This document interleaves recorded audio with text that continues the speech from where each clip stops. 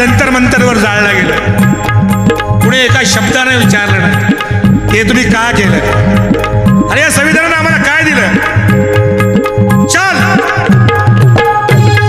चल, तुम्ही मताचे राजे, तुम्ही मताचे राजे, मतदार बंधू सांगा, अहो सांगा, अहो सांगा,